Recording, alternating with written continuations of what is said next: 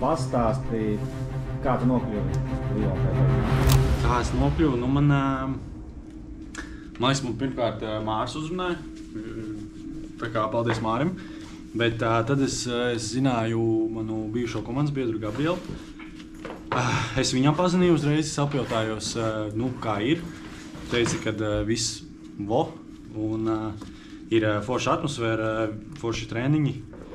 Tā kā pa lielam nebija divu domu. Tā es atnācu uz Lyon PPK.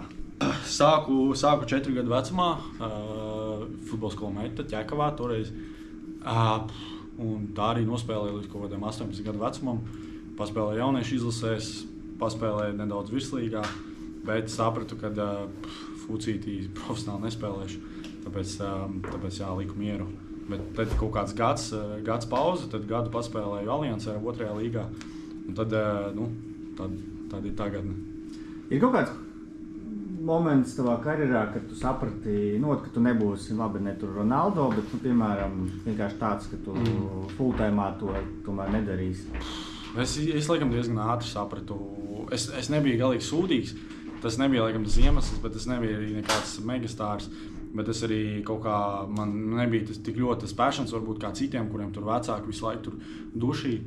Līdz ar to es diezgan ātri pats paskatījos objektīvi jau, nezinu, kaut kur 12, 13, 14 gadu vecumā, tīpaši, ka traumas ir tur 14 gadu vecumā uz kaut kādu gadu.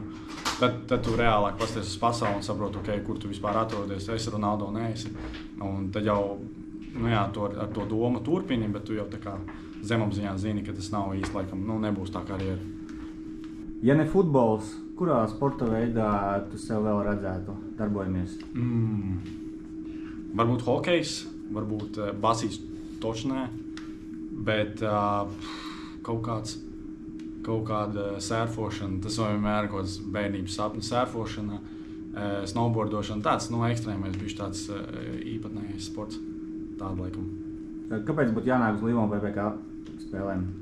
Kāpēc būtu Tāpēc, ka tā atmosfēra ir vienkārši tik jaudīga, tas Latvijas futbolā, man liekas, es personīgi nekur citur neesmu redzējis. Jūtis ir varbūt pareizais vārds, tas fans, tas hypes, tas prieks, ko tu dabū no tām spēlēm, tas ir jāatnāk vismaz jāpamēģina un jāizbauda.